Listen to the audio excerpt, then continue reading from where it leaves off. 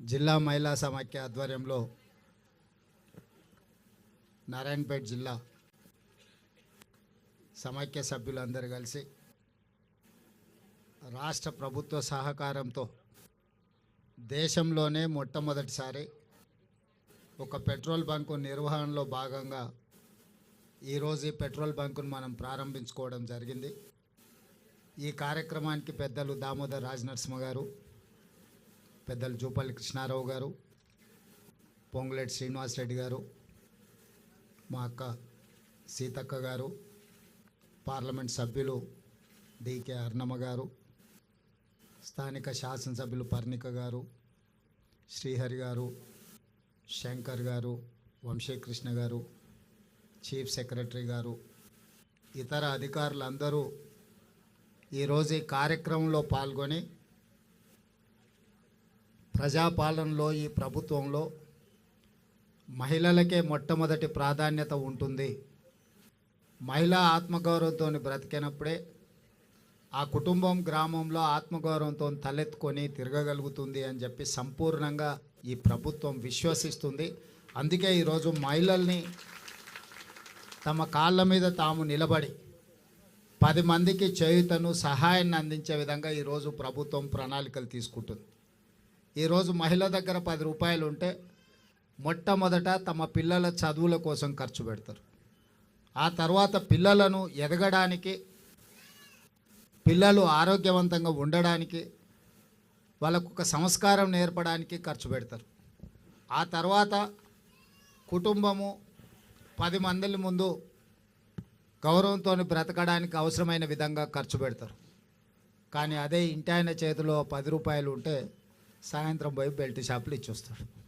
అందుకే ఈరోజు ఈ రాష్ట్రంలో ఆనాడు పివి నరసింహారావు గారు స్వయం సహాయక సంఘాలను మొదలుపెట్టి, ఆ తర్వాత రాజశేఖర రెడ్డి గారు, ఆనాడు అర్ణమ్మ గారు మంత్రిగా ఉన్నప్పుడు ఈ జిల్లాలో సంఘాలను, ఉమ్మడి మహబూబ్నగర్ జిల్లాలో సంఘాలను బాగా పెంచేదానికి, పెంపొందించేదానికి వాళ్ళకి అన్ని రకాలుగా ఆ రోజు సహకారం అందించారు. తెలంగాణ రాష్ట్రం వచ్చిన తర్వాత మహిళా సంఘాలకు గ్రహణం పట్టినట్టుగా కొంతకాలము చాలామంది ఎలాంటి సహాయం లేక, ఆదరణ లేక ఇబ్బందులను ఎదుర్కొన్నారు.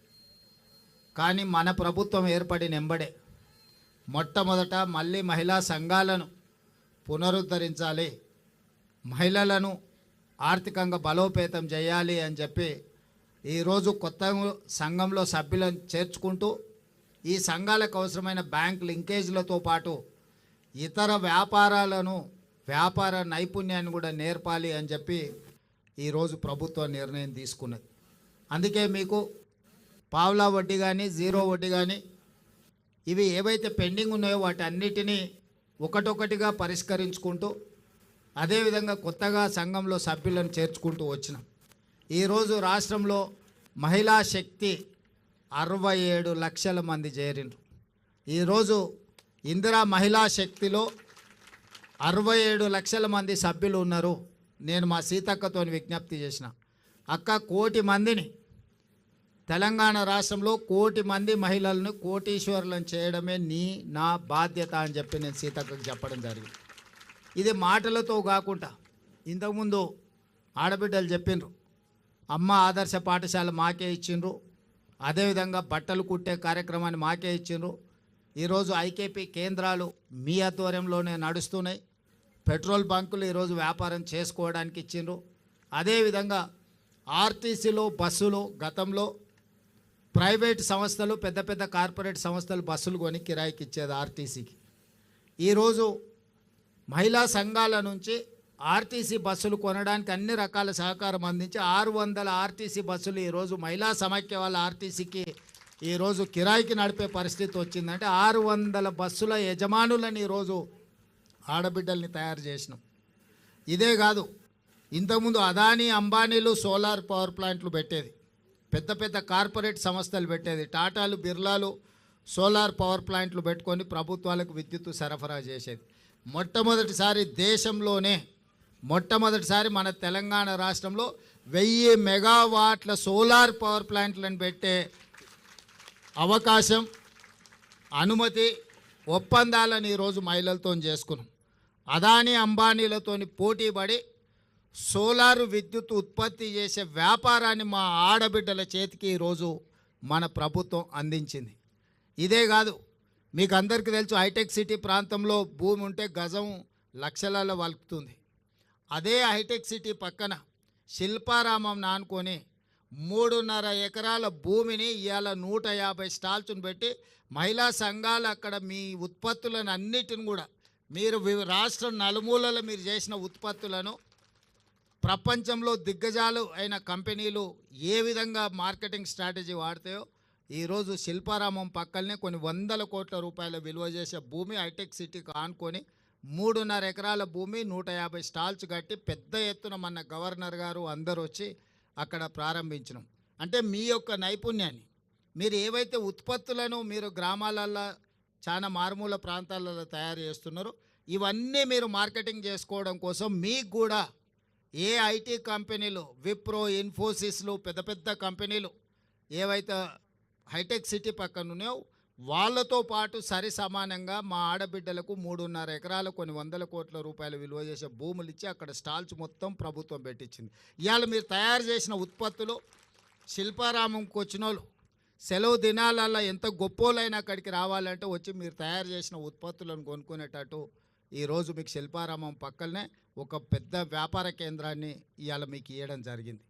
ఇవన్నీ కూడా మీ సహకారం ఉండబట్టి, మీ కష్టం ఉండబట్టి ప్రభుత్వం ఎన్ని చేసినా క్రమశిక్షణతో కష్టపడి మీరు వాటిని నిర్వహించుకోకపోతే వాటి వల్ల ప్రయోజనం ఉండదు.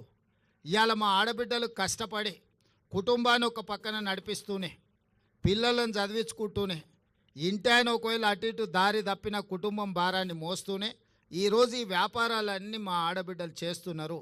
తొందరలోనే మహిళా సంఘాలకు డ్రెస్సులు రానట్టున్నాయి, డిజైన్ కూడా అయిపోయినాయి. సంవత్సరానికి 2 మంచి జతల చీరలు ఏ సంఘం మీటింగ్ పోయినా మీరు ఆత్మగౌరవంతో ఒక మంచి డ్రెస్ కోడ్తో మంచి క్వాలిటీ ఉన్న వాటిని ఇవాళ ప్రతి ఆడబిడ్డకు 2 చీరలు ఇవ్వాలి అని చెప్పి దాదాపుగా నాకు తెలిసి 67 లక్షల మందికి 1,30,00,000 పైగా చీరలు, ఒక్కొక్కరికి 2 జతల చీరలు సంవత్సరానికి ఇవ్వాలని మన ప్రభుత్వం నిర్ణయం తీసుకున్న దాదాపుగా 1000 కోట్ల రూపాయలు మీ చీరల కోసమే ఈరోజు మా ఆడబిడ్డలకు మీ సోదరుడుగా ఈరోజు మీకు చీరలు కానుకగా ఇవ్వాలని సంఘంలో చేరిన సభ్యులకు ప్రతి సంవత్సరం 2 చీరలు ఇవ్వాలని ఇవాళ ప్రభుత్వం తీసుకున్నాం.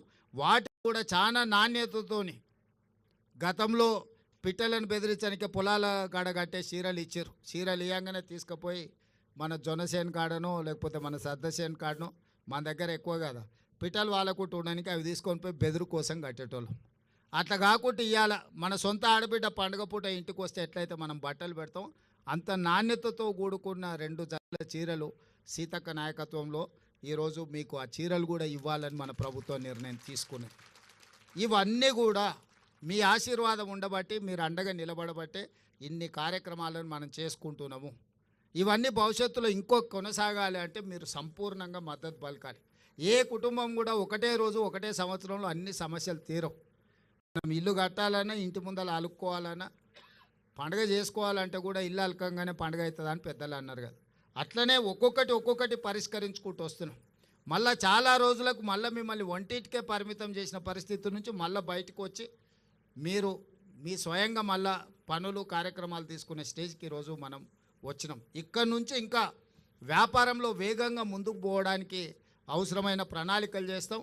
నేను చీఫ్ సెక్రటరీ గారికి అదేవిధంగా దివ్య రాజేంద్రన్ గారికి కూడా నా సూచన ఒకటే, ఈరోజు మీరు రూరల్ అండ్ అర్బన్ రెండింటిని సపరేట్గా చూస్తున్నారు. రూరల్ అర్బన్ లేదు. తెలంగాణలో మహిళల ఒక్కటే. కార్పొరేషన్లో హైదరాబాద్లో ఉంటే ఒక రకము, లేకపోతే ఇవాళ నారాయణపేటలో ఉంటే ఇంకో రకం కాదు. మహిళలు అంటే తెలంగాణలో మహిళలందరూ ఒక్కటే. దీన్ని మొత్తం ఒకటే విధానంతో తీసుకొని ముందుకు రావాలి. దీనికి సంబంధించి ఒక ప్రత్యేకంగా మొత్తం వ్యవస్థను ఏర్పాటు చేయాలి. హైదరాబాద్లో ఉన్న వాళ్ళు ఎవరు?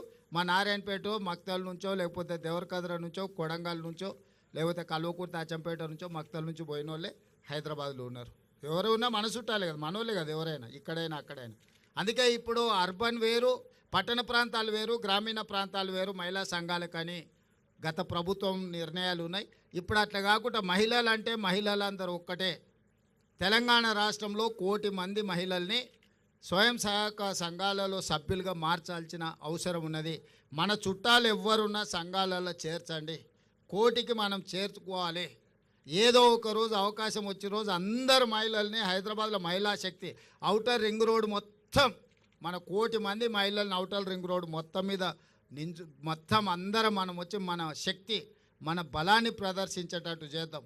ఆ రోజు అరుణమ్మ గారి సహకారంతో ప్రధానమంత్రిని కూడా పిలుద్దాం. తెలంగాణ మహిళా శక్తిది మాకు నిధులు ఇవ్వండి, మా ఆడబిడ్డలకు ఇస్తారు. కేంద్ర ప్రభుత్వం ఇవ్వాల్సింది కదా, ఇయ్యారని నేనేమో అంటలే నేను మేము. సో కేంద్ర ప్రభుత్వం నుంచి కూడా మనం సహకారం తీసుకుందాం. ఇది రాష్ట్ర కేంద్ర ప్రభుత్వాలు ఇచ్చిపుచ్చుకునే ధోరణిలో ఉండాలి. ఎన్నికలు వచ్చినప్పుడే రాజకీయాలు, మిగతా సమయంలో అభివృద్ధిలో వాళ్ళ వాటా వాళ్ళు అత్తగారింటి నుంచి అయినా తల్లిగారింటి నుంచి అయినా ఏదైనా పిల్లల మంచి కోసం వస్తుందంటే వద్దనేదే ఉంది. ఇప్పుడు అరుణమ్మకు ఇది తల్లిగారిలు, అవతల అత్తగారిలు. తల్లిగారింటికి ఏం తెచ్చినా అత్తగారింటికి ఏం తెచ్చినా మనం ఏం వద్దనేది లేదు. ఇంకా ఎక్కువ నిధులు తీసుకురావాలి అరుణమ్మ గారు. మనం అవసరమైనప్పుడు మనందరం కలిసి ఒక తాటి మీద నిలబడాలి, మన ప్రాంతాన్ని అభివృద్ధి చేసుకోవాలి. ఎన్నికలు వచ్చినప్పుడు ఎవరు రాజకీయాలు వాళ్ళు చేసుకుంటారు. ఇవాళ 1,00,00,000 మంది మహిళల్ని కోటీశ్వరులను చేయడమే లక్ష్యంగా, అందులో భాగంగా ఈరోజు ఈ పెట్రోల్ బంకు మనం ఏర్పాటు చేసుకున్నాం. నా సూచన, ఆల్రెడీ మనం జిల్లా మహిళా సమాఖ్యలకు బంగ్లాలు ఇచ్చినట్టున్నాము కట్టుకోవడానికి. అవి వేగంగా 5-5 కోట్లు ఒక్కొక్క జిల్లా మహిళా సంఘ భవనానికి ఇచ్చినాం. ఇవే కాకుండా ప్రతి జిల్లాల మొదటి స్థానంలో సిఎస్ గారు అన్ని జిల్లాలలో ఒక జిల్లాకు ఒకటి అన్ని పెట్రోల్ బంకులు ఇచ్చి ఏర్పాటు చేయాలి. ప్రభుత్వ భూములను ఎక్కడెక్కడ ఉన్నాయో వేయండి. మంచిగా బాగా వ్యాపారం జరిగే దగ్గర చూసి వాళ్ళకు ప్రభుత్వ భూమి ఇద్దాం. దానికి అవసరమైన పెట్టుబడులు ఆ బీపీఎల్ కానీ ఐఓసీ కానీ ఏ కంపెనీలు ఉంటే ఆ పెద్ద కంపెనీలతో మాట్లాడదాం.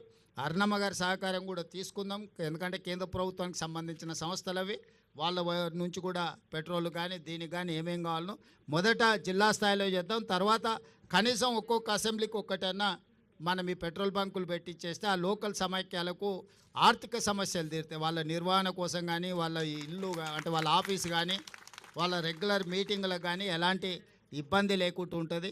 ఇలాంటి కార్యక్రమాలన్నీ కూడా తీసుకొని ముందుకు వెళ్తాం. మీ అందరి సహకారం ఉండాలి. అభివృద్ధిలో ఏది ఉన్నా నిస్సంకోచంగా అడగండి. పర్ణికమ్మ ఇక్కడ స్థానిక ఎమ్మెల్యే గారు మొదటి నుంచి వాళ్ళ తాతగారి నుంచి కూడా ఈ ప్రాంతానికి సేవలు అందించిన కుటుంబాలవి. వారి చిట్టెం నర్సిరెడ్డి గారి నుంచి వారి వరకు 3వ తరంలో ఈరోజు ప్రజాసేవలో వాళ్ళు ఉన్నారు. వాళ్ళ తండ్రి వెంకటేశ్వర రెడ్డి గారు ప్రజాసేవలోనే వాళ్ళు చనిపోవడం జరిగింది. ఆ కుటుంబం మొదటి నుంచి మీకు అండగా నిలబడ్డది. అన్ని రకాలుగా మీకు అండగా భవిష్యత్తులో కూడా ఉంటారు. ఆ కుటుంబాన్ని కూడా మీరు ఆదరించండి. భవిష్యత్తులో మీకు ఎన్ని రకాల సహకారం రాష్ట్రం ప్రభుత్వం వైపున అందిస్తా. రేపు స్కూల్లో వచ్చే లోపల స్కూల్ డ్రెస్సులు కానీ స్కూళ్ళ నిర్వహణ అన్నిటికంటే ముఖ్యంగా మన పిల్లల భవిష్యత్తు చదువు మీదనే ఆధారపడ్డది. చదువుకుంటే జీవితంలో అన్నీ సాధించవచ్చు. మన పాఠశాలల్లో టీచర్లు రాకపోయినా, టీచర్లు లేకపోయినా, పాఠశాలలో వసతులు లేకపోయినా, మన ఆడపిల్లలకు బాత్రూమ్లు గిన ఏం లేకపోయినా మీరు అడిగి కలెక్టర్లను కలిసి అడిగి చేయించుకొని వాటిని కట్టించుకోవడమే కాదు వాటిని నిర్వహించుకోవడం కూడా మన బాధ్యత. కట్టుకొని మనం గాలికి వదిలేస్తే ఊర్లో వాళ్ళు వీళ్ళు అది పాడు చేసేస్తే మన పిల్లలకి ఇబ్బంది అవుతుంది. ఊర్లు పెరిగిపోయినాయి, ఆడపిల్లలు ఎక్కడ బయటికి పోలేని పరిస్థితి ఉంటుంది. మనం ఆ టాయిలెట్స్ మెయింటెనెన్స్కు నీళ్లు కానీ ఇతర కానీ మీరే తల్లులు, మన పిల్లల బాధ తండ్రుల కంటే తల్లులకి ఎక్కువ తెలుస్తుంది. ఆడపిల్లలు ఇబ్బంది ఎట్లొస్తుంది, స్కూల్లో పొద్దున్న నుంచి సాయంత్రం వరకు కూర్చోవాలంటే వీటి నిర్వహణ కూడా మీరు జాగ్రత్తగా చేయండి. అందుకే ఆ నిర్వహణ కూడా మీ చేతుల్లోనే పెట్టిన. మీకంటే ఎక్కువ ఆడపిల్లల బాధ ఎవరికి తెలియదు. ఆ ఆడపిల్లలు బడిలో ధైర్యంగా చదువుకోవాలంటే వాళ్ళకి కావాల్సిన వసతులు మనం చూడాలి. నిధులు నేను ఇస్తా, నిర్వహణ మీరు చేసుకోవాలి. నిర్వహణ సరిగ్గా చేయకపోతే నిధులు ఇచ్చినా ప్రయోజనం ఉండదు. నిర్వహణ మీ చేతిలో పెట్టుకోరు. టీచర్లు రాకపోతే రాసుకోండి, కలెక్టర్కి పోయి చక్కగా ఫిర్యాదు చేయండి. ఎందుకంటే ఒక్కొక్క టీచర్కు మనం 1,50,000 జీతాలు ఇస్తున్నాం. ఆ సార్లను పిలిపించుకుంటేనే మన పిల్లలకు చదువు వస్తుంది. సార్లు రాకపోతే మనం ప్రభుత్వం ఎన్ని పెట్టినా మనకేం ప్రయోజనం లేకుండా పోతుంది. కాబట్టి పాఠశాలల మీద ప్రత్యేకమైన దృష్టి పెట్టుంది. మన ఊర్లో ఉన్న పాఠశాల మంచిగా ఉండాలి. మనం గుడి కోసం ఎన్ని రకాలుగా ఊర్లో మనం ఏర్పాట్లు వేసి అందరం కలిసికట్టుగా తలా 10 రూపాయలు వేసి గుడి కట్టుకుంటున్నాం. గుడి లేకపోతే గుళ్ళే పూజారి లేకపోతే మనమే 10 రూపాయలు జమేసి పూజారికి జీతభత్యాలు ఇచ్చి మనం పని చేసుకుంటున్నాం. ఊడ్చేటోళ్ళు లేకపోతే మనమే ఒకరం వంతుల వారిగా గుడి ఊడ్చుకుంటున్నామా? మరి అదే విధంగా బడిని కూడా మనం అట్లా నిర్వహించుకోవాలి. గుడిని ఎంత పవిత్రంగా మనము నిర్వహించుకుంటున్నామో బడిని కూడా అదే విధంగా నిర్వహించుకుంటే మన పిల్లలకు చదువు వస్తుంది. కాబట్టి వీటన్నిటిని కూడా బాగా చేసుకోండి అని తెలియజేస్తూ మీ అందరి దగ్గర సెలవు తీసుకుంటున్నా. ధన్యవాదాలు అక్క జల్లేండారా.